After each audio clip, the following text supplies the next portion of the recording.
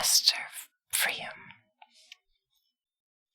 Master Pfriem was a short, thin, but lively man who never rested a moment. His face, of which his turned-up nose was the only prominent feature, was marked with smallpox and pale as death. His hair was gray and shaggy, his eyes small, but they glanced perpetually about on all sides. He saw everything, criticized everything, knew everything best, and was always in the right.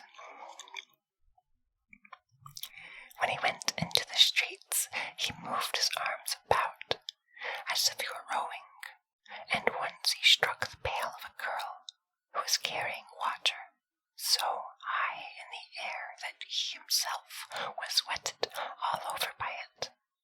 "Stupid thing," cried he to her, while he was shaking himself. "Could you not see that I was coming behind you?" By trade, he was a shoemaker, and when he worked, he pulled his thread out with such force that he drove his fist into everyone who did not keep far enough off. No apprentice stayed more than a month with him, for he had always some fault to find with the very best work. At one time it was that the stitches were not even, and another that one shoe was too long, or one heel higher than the other, or the leather not cut large enough. "Wait," said he to his apprentice, "I will soon show you how we make skins soft." And he brought a strap and gave him a couple of strokes across the back. He called them all sluggards. He himself did not turn much work out of his hands, for he never sat still for a quarter of an hour. If his wife got up very early in the morning and lighted the fire, he jumped out of bed and ran barefooted into the kitchen, crying, "Will you burn my house down for me? That is a fire one could roast an ox by. Does wood cost nothing?" If the servants were standing by their washtubs and laughing and telling each other all they knew, he scolded them and said, "There stand the geese cackling and forgetting their work to gossip, and why fresh soap? Disgraceful extravagance and shameful idleness into the bargain. They want to save their hands and not rub the things properly." And out he would run and knock a pailful of soap and water over, so that the whole kitchen was flooded. Someone was building a new house, so he hurried to the window to look on. "There, they are using that red sandstone again that never dries," cried he. "No one will ever be healthy in that house. And just look how badly the fellows are laying the stones. Besides, the mortar is good for nothing. It ought to have gravel in it, not sand. I shall live to see that house tumble down on people who are in it." He sat down, put a couple of stitches in, and then jumped up again, unfastened his leather apron, and cried, "I will just go out and appeal to those men's consciences."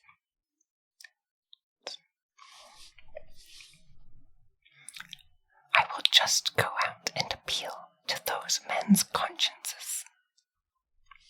He stumbled on the carpenters. "What's this?" cried he. "You are not working by the line. Do you expect the beams to be straight? One wrong will put all wrong." He snatched an axe out of a carpenter's hand and wanted to show him how he ought to cut. But as a cart loaded with clay came by, he threw the axe away and hastened to the peasant who was walking by the side of it. "You are not in your right mind," said he. "Who yokes young horses to a heavily laden cart? The poor beasts will die on the spot." The peasant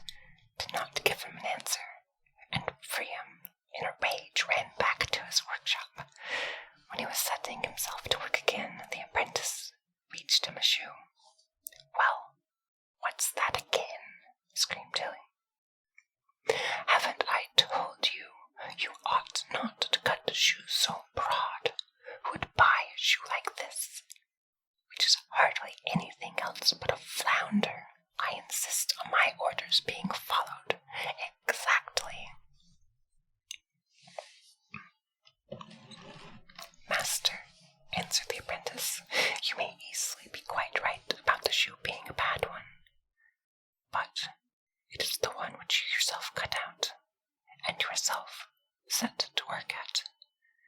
When you jumped up a while since, you knocked it off the table, and I have only just picked it up. An angel from heaven, however, would never make you believe that. One night, Master Pfriem dreamed he was dead, and on his way to heaven, when he got there, he knocked loudly at the door. I wonder, said he to himself, but they have no knocker on the door. One knocks, one's knuckles sore. The Apostle Peter opened the door, and wanted to see who demanded admission so noisily. Ah, it's you, Master Pfriem, said he. Well, I'll let you in, but I warn you that you must give up that habit of yours and find fault with nothing you see in heaven, or you may fare ill. You might have spared your warning, answered Pfriem. I know already what is seemly, and here, God be thanked, everything is perfect, and there's nothing to blame as there is on earth. So he went in, and walked up and down the wide expanses of heaven. He looked round him, to the left and to the right, but sometimes shook his head or muttered something to himself. Then he saw two angels who were carrying away a beam. It was the beam which someone had had in his own eye, while he was looking for the splinters in the eye of another. They did not, however, carry the beam lengthways, but obliquely. Did anyone ever see such a piece of stupidity? Thought Master Pfriem. But he said nothing, and seemed satisfied with it. It comes to the same thing after all.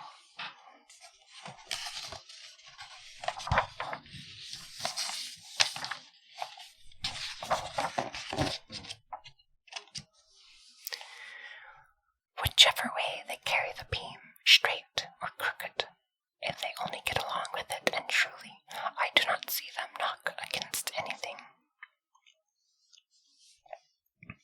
Soon after this, he saw two angels who were drawing water out of a well into a bucket, but at the same time he observed that the bucket was full of holes, and that the water was running out of it on every side. They were watering the earth with rain. Hang it, he exclaimed, but happily recollected himself and thought, perhaps it is only a pastime. If it is an amusement, then it seems that they can do useless things of this kind, even here in heaven, where people, as I have already noticed, do nothing but idle about. He went farther and saw a cart, which had stuck fast in a deep hole. It's no wonder, said he to the man who stood by it, who would load so unreasonably. What have you there? Good wishes, replied the man. I could not go along the right way with it, but still I have pushed it safely up here, and they won't leave me sticking here. In fact, an angel did come and harnessed 2 horses to it. That's quite right, thought Pfriem. But 2 horses won't get that cart out. It must at least have 4 to it. Another angel came and brought 2 more horses. She did not, however, harness them in front of it, but behind. That was too much for Master Pfriem. Clumsy creature, he burst out with. What are you doing there? Has anyone ever since the world began seen a cart drawn in that way? But do you, in your conceited arrogance, think that you know everything best? He was going to say more, but one of the inhabitants of heaven seized him by the throat and pushed him forth with irresistible strength. Beneath the gateway, Master Pfriem turned his head round to take one more look at the cart, and saw that it was being raised into the air by 4 winged horses. this moment, Master Pfriem awoke. Things are certainly arranged in heaven otherwise than they are on earth, said he to himself, and that excuses much. But who can see horses harnessed both behind and before with patience? To be sure they had wings, but who could know that? It is besides great folly to fix a pair of wings to a horse that has 4 legs to run with already. But I must get up, or else they will make nothing but mistakes for me in my house. It is a lucky thing for me, though,